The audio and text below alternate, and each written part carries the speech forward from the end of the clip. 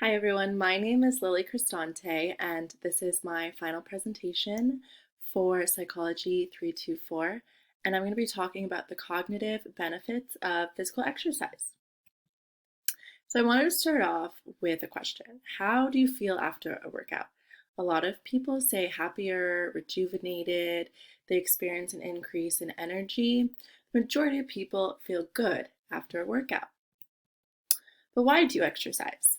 A lot of people will say to get in shape, to lose weight, to feel better, to get their mind off of things. But psychologists have been working and they found a lot of other cognitive benefits to exercise.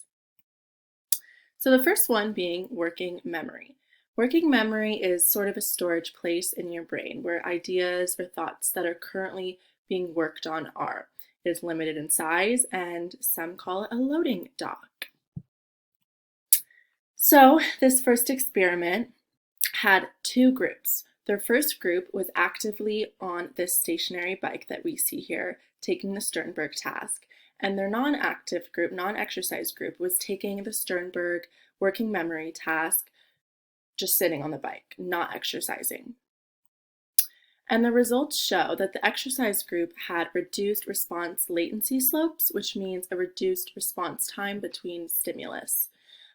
They also showed an improved performance on the Sternberg task, which is a big factor in working memory. And keep in mind, this was also during aerobic exercise while they were on the bike. So we want to know if this is long-term. Does chronic exercise affect working memory, or is it just in the short term while exercising? This study had two groups, an active group and a passive group.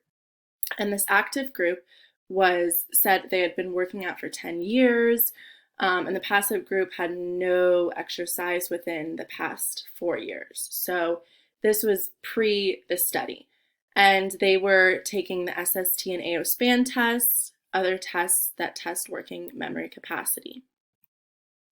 Their results showed that when taking these tests, the active group, the ones that had previous exercise experience, had faster response times and they inhibited their responses faster.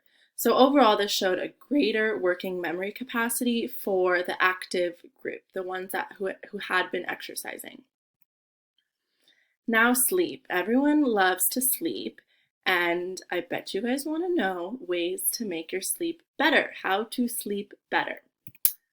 Well, exercise can help with that. This study showed that exercise can be actually used as a therapy, a non-pharmacological therapy for poor sleepers. So aerobic exercise showed to improve sleep quality in populations with insomnia. So these were people who already had sleep problems, and it also reduced their next day sleepiness. When they felt drowsy, they didn't have that anymore after exercise.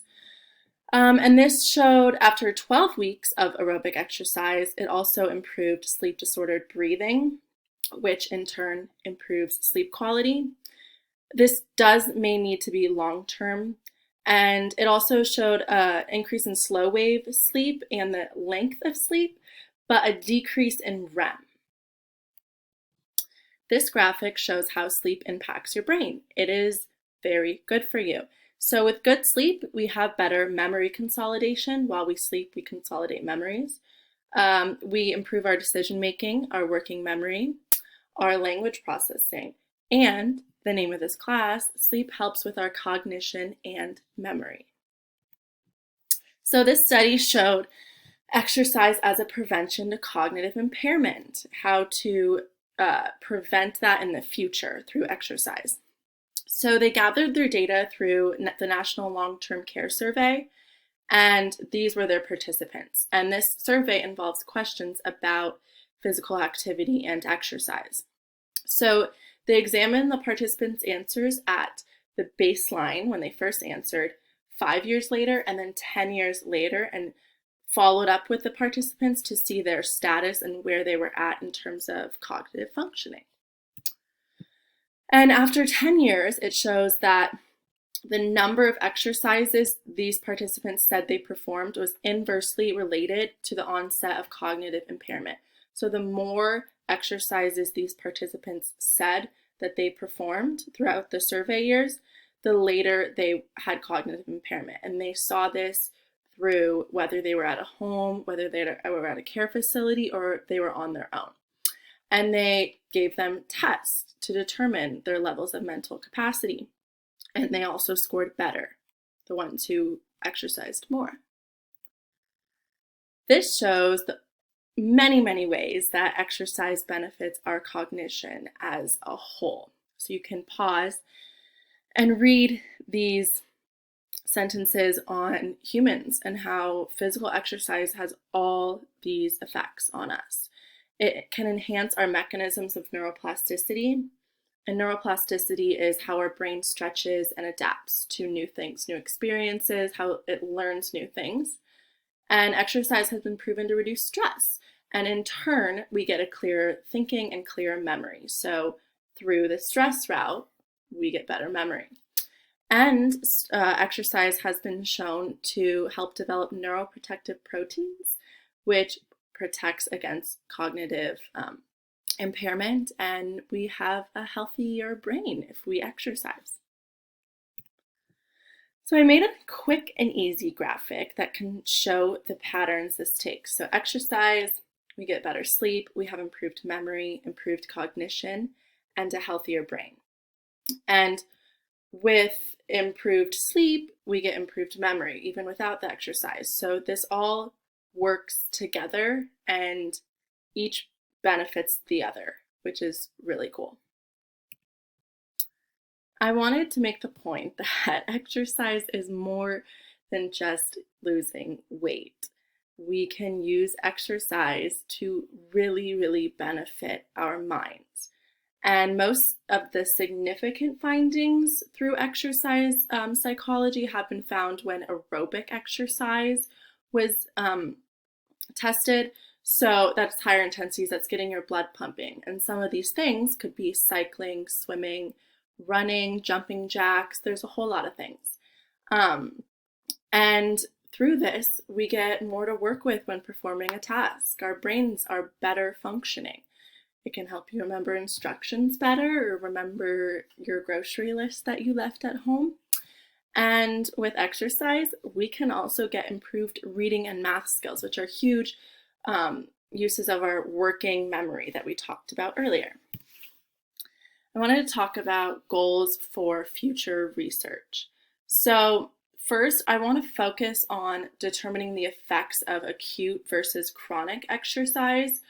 A lot of the studies that I found talked about short-term exercise, and they tested participants either during or immediately after exercise. So I want to see if more studies on long-term, and to do this, we really need to eliminate other factors, because if you think about it, if you go to the gym, you could be with a friend, you could be in group fitness classes, so this social factor could have a huge impact on these studies' results in, stress and sleep and overall better functioning. It could be a huge social factor. So if we eliminate that, we can have a better idea of how just exercise focuses on this. And also the specific types of exercise. A lot of people don't sit on a bike in a laboratory setting, so I would like to expand the testing to everyday exercise that people really do.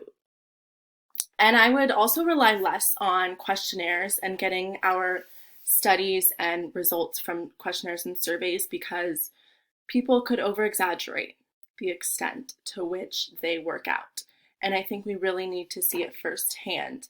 In the study about the National Long-Term Care Survey, they had gardening as a physical activity, and it is, but I would like to kind of hone in on treadmill running, running outside, things like that.